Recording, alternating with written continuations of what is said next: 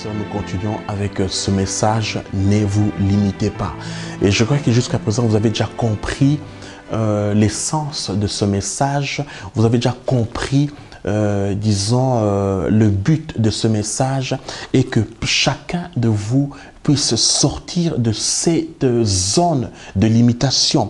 J'aimerais lire un message qui est dans le livre dans l'évangile de Marc, le chapitre 6. Frères et sœurs, ne limitez pas Jésus qui est en vous.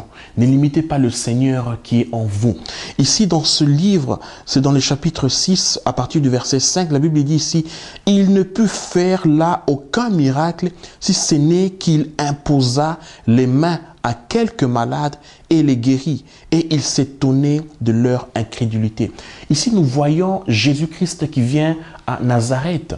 Et Nazareth, comme on le connaît, Nazareth était une ville où les gens ne croyaient pas en Jésus-Christ. Pourquoi? Parce que Jésus a grandi là-bas. Et la Bible nous dit que non, un homme n'est pas prophète dans sa ville, parmi son peuple. L'homme n'est pas prophète chez soi. Mais donc Jésus a grandi là-bas et les gens le connaissaient. Les gens l'ont vu grandir. Les gens l'ont vu comment il était enfant. Et Jésus qui venait pour pouvoir apporter la bonne nouvelle. Et la Bible dit qu'il était étonné de leur incrédulité. Donc les gens ont limité Jésus-Christ. Les gens ont limité le Fils des dieux. Pourquoi? Parce qu'ils ont vu Jésus grandir, parce qu'ils ont vu quand il était enfant, parce qu'ils ont vu sa nature humaine. Mais ils ont oublié qu'en Jésus-Christ, il n'y avait pas seulement la nature humaine. En Jésus-Christ, il y avait la nature humaine et la nature surnaturelle, c'est-à-dire la nature divine. Frères et sœurs, chaque homme a deux natures. Il y a la nature humaine et la nature surnaturelle. La nature surnaturelle, c'est l'onction.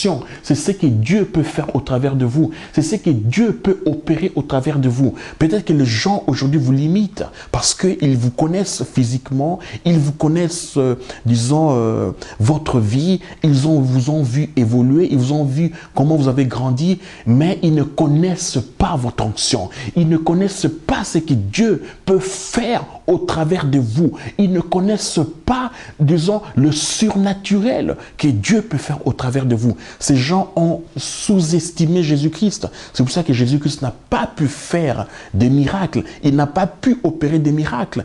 Et ils ont sous-estimé, ils l'ont revu, regardé seulement d'une manière humaine. Donc, ils ont vu sa nature humaine. Frères et sœurs, ne vous limitez pas. Ne limitez pas Dieu qui est en vous. Ne limitez pas les autres. Ne limitez pas. Pourquoi? Parce que vous ne savez pas ce que le Seigneur peut faire dans leur vie. Vous ne savez pas ce que Dieu peut opérer dans leur vie. Oui, vous le connaissez physiquement. Vous le connaissez, il a grandi parmi vous. Mais ce que Dieu peut faire au travers de lui, avec son onction, vous ne le connaissez pas. C'est pour ça que ne limitons pas les autres. Ne limitons pas les capacités des autres.